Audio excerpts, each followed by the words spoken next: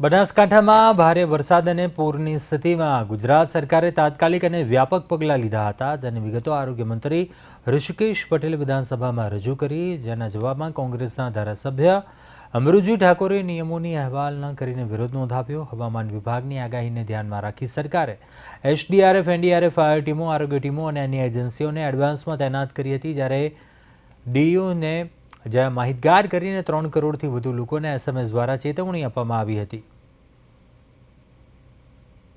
મિત્રો, આજે વિધાનસભાની અંદર કોંગ્રેસના બનાસકાંઠાના ધારાસભ્ય ભાઈ શ્રી અમૃતજી ઠાકોરે જે રીતે વિધાનસભામાં જે નિયમો છે એની અવહેલના કરી અને ગૃહમાં જે દેખાવો કર્યા, બનાસકાંઠામાં જે આવેલ પૂર અને પૂરની પરિસ્થિતિ નું સંદર્ભ અને કારણ ટાંકી જે રીતે વહેલમાં આવ્યા, પરંતુ એમને ખબર નથી કે સરકારશ્રીના હવામાન વિભાગ તરફથી જ્યારે ધ્યાનમાં આવ્યું ત્યારથી જ સરકારે ભારે વરસાદની આગાહીઓના સંદર્ભમાં તૈયારીઓ શરૂ કરી દીધી હતી।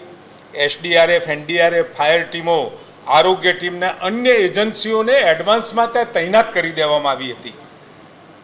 જિલ્લાના district DOC, district emergency operation સેન્ટરને પણ આની તાત્કાલિક માહિતગાર કર્યા હતા કે આવતા સમયની અંદર આ 48 કલાકમાં, 24 કલાકમાં અને આટલા સમયમાં ત્યાં ભારે વરસાદની આગાહી છે, તો તાત્કાલિક એ બાબતે એમને ચેતવતું અને ચેતવી અને જે મેન મશીનરી, ઇન્સ્ટ્રુમેન્ટ મશીનરી જે સરકાર તરફથી વ્યવસ્થાઓ કરવામાં આવી છે એ તરત જ એ સ્થળોએ એને ડિપ્લોય કરવામાં આવે, એલર્ટ પણ જાહેર કર્યું હતું અને સચેત ખાસ એન્ડ્રોઈડ એપમાં લાલ, નારંગી, પીળા એલર્ટની પણ માહિતી એમને સતત અપાતી રહી। 3,82,43,167 એસએમએસ સમગ્ર ગુજરાત રાજ્યની અંદર જ્યાં આગળ વરસાદની આગાહીઓ વધારે હતી ત્યાં આગળ આપણે એસએમએસથી જાણ પણ કરી હતી અને માનનીય મુખ્યમંત્રી શ્રી ડિઝાસ્ટર મેનેજમેન્ટમાંથી એસસીઓસીથી ટેલિફોનિક સંવાદ દ્વારા વરસાદના ડેટા બચાવની જરૂરિયાત, એસડીઆરએફ, એનડીઆરએફની તૈનાતી અને પૂર પરિસ્થિતિ અંગે સતત સંપર્કમાં હતા, સતત માહિતી પણ લેતા હતા અને માહિતી લીધા પછી એ અંગેની સૂચનાઓ પણ આપતા હતા। 6/9/2025ના રોજ રાજ્યના તમામ કલેક્ટરો, માન્ય મુખ્ય સચિવની અધ્યક્ષતામાં વિડીયો કોન્ફરન્સ પણ યોજાઈ હતી। સચિવ રેવન્યુ અને રાહત કમિશનર પણ એમાં હાજર હતા અને 7/9/2025ના રોજ મહેસૂલ સચિવે એસસીઓસીની મુલાકાત લીધી અને અસરગ્રસ્ત જિલ્લાઓના કલેક્ટરો સાથે ટેલિફોનિક સંવાદ કર્યો। ભારે વરસાદ, પૂરની પરિસ્થિતિ દરમિયાન આનું સતત આપણે મોનિટરિંગ સરકારથી કરતા રહ્યા છીએ।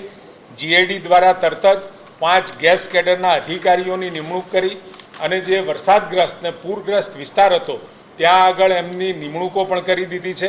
ભારતીય જનતા પાર્ટીના કાર્યકર્તાઓ પણ આ સંદર્ભે અને રાષ્ટ્રીય સ્વયંસેવક સંઘના લોકો પણ આ પૂર રાહત બચાવની કામગીરીમાં એડવાન્સ અને પૂર આવ્યા પછી પણ એમાં જોતરાઈ ગયા છે।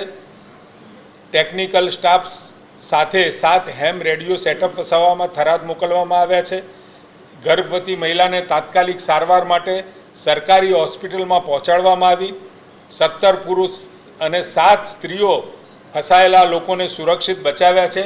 પાટણ જિલ્લામાં 2 હેલિકોપ્ટરની જરૂરિયાત મળી હતી, એરફોર્સને વિનંતી કરી હતી અને એ પણ વ્યવસ્થા સ્ટેન્ડ બાય કરી હતી। એસડીઆરએફ, એનડીઆરએફની ટીમો સમયસર પહોંચી ગઈ હતી। કુલ્લે મળી જે સુરક્ષિત સ્થળે ખસેડ્યા છે એવા 3,148 લોકો છે। એનડીઆરએફ, એસડીઆરની ટીમ દ્વારા 131 લોકોને બચાવવામાં આવ્યા છે। ફૂડ પેકેટ સ્થાનિક પ્રશાસન દરમિયાન તાત્કાલિક લગભગ 6,000 ફૂડ પેકેટો આપી દીધા છે। 3 એસડીઆરએફ ટીમ બનાસકાંઠામાં, 1 એનડીઆરએફ ટીમ કચ્છ અને 1 એસડીઆરએફ મોરબીથી બચાવ મોકલી દીધી હતી। 1 એનડીઆરએફની ટીમ મહેસાણાથી પાટણ ખસેડાઈ હતી અને ભારે પૂરની પરિસ્થિતિના કારણે ખેડૂતોને પાકને જે નુકસાન થયું છે તેનું ખૂબ ઝડપથી સર્વે કરવા આવશે કરવામાં આવશે અને નિયત ધારાધોરણ મુજબ સહાય પણ ચૂકવવામાં આવશે. એક વખત નુકસાનીનું પ્રાથમિક આંકલન કર્યા બાદ કેશ ડોલ પણ ચૂકવવામાં આવશે, જેથી તાત્કાલિક એને રિલીફ મળે.